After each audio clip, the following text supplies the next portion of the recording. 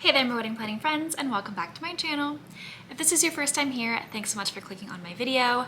I'm Emily Summer. I'm a wedding planner based in Montana, and I make weekly videos on wedding planning tips and advice. So with wedding season officially wrapped up for me in the 2023 year, today's video I wanted to do a little bit of a recap of my season and share my top 10 moments or things from weddings from this 2023 wedding season.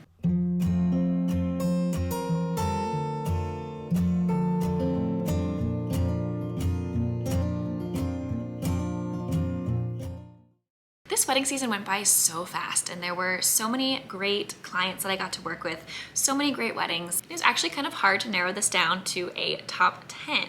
But number one, this was more of an overall thing and not a specific moment from one particular wedding, but I really loved how many more smaller guest counts I had at weddings this year. And not necessarily micro weddings or intimate weddings, but just more around like the 60 to 80 guest count, which is still a decent amount of people to all have in one space and have at your wedding.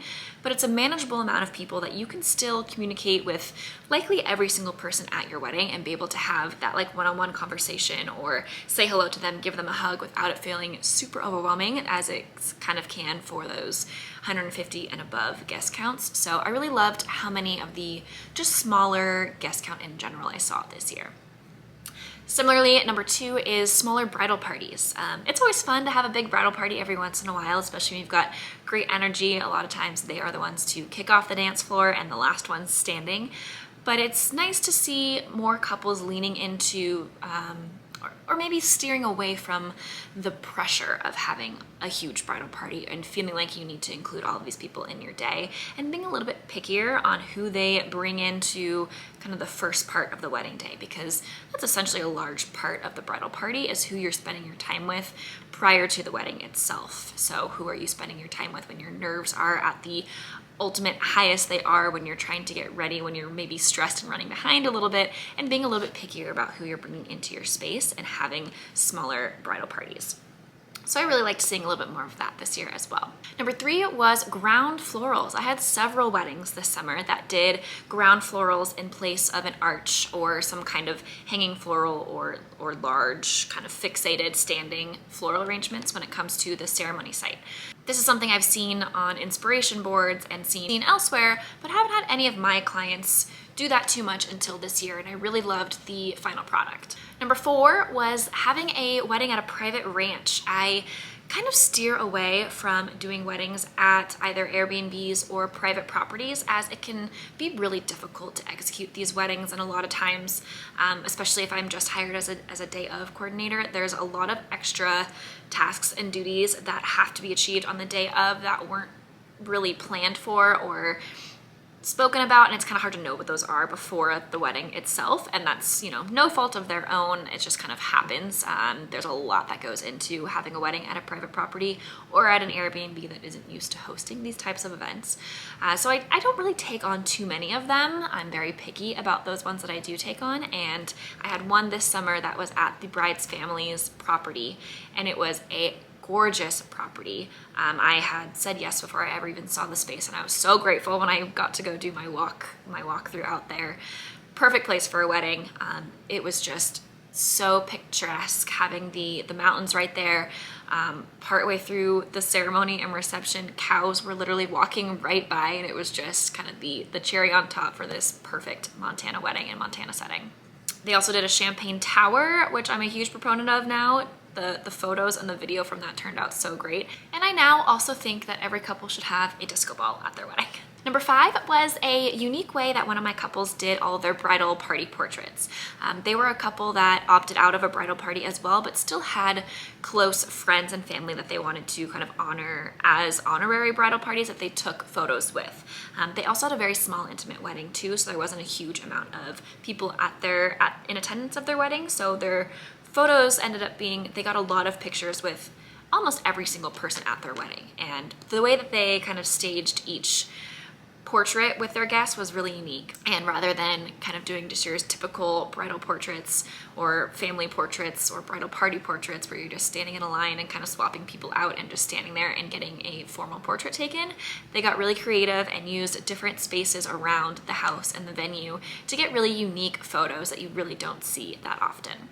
Number 6 was also from this same wedding.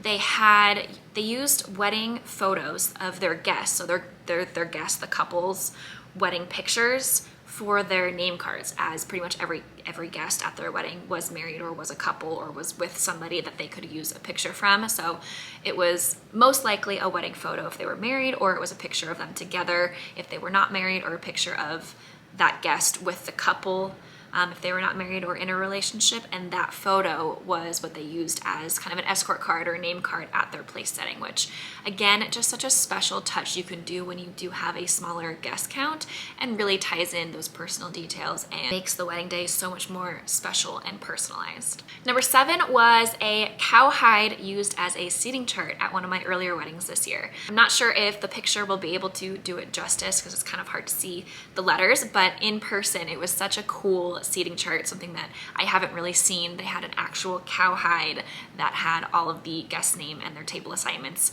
hung up, and it was a great way to not only serve function as a seating chart, but it was also such a great decor piece and really tied in the rest of their wedding theme and decor. Number 8 was all the color I had at one of my later weddings in a kind of garden party themed wedding, which again was at a personal property, private home as well. I just loved how much color there was and how much flower and how wild it felt and how unafraid of color the bride was. And it made for such a fun decor, and the photos came out so good.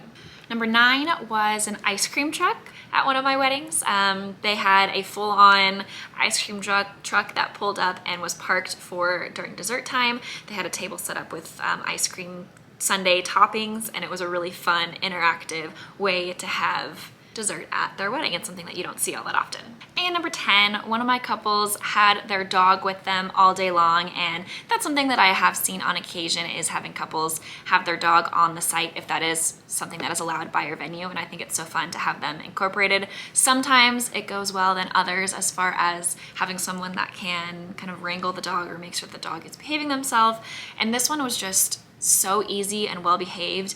And not only did the dog just hang out and participate in the ceremony, but it actually followed the couple in for their grand entrance during the reception, which was something I have never seen before and was the best part of the whole day for me. It's hard to believe that wedding season 2023 is already done for me. I feel like it went by so fast, so many amazing couples, so many amazing weddings. Now it's time to focus on my 2024 weddings, and I'm sure they will be here before we know it as well. Hopefully you found this video helpful. If you did, please like and subscribe to get weekly videos on wedding planning tips and advice, and we'll see you next week.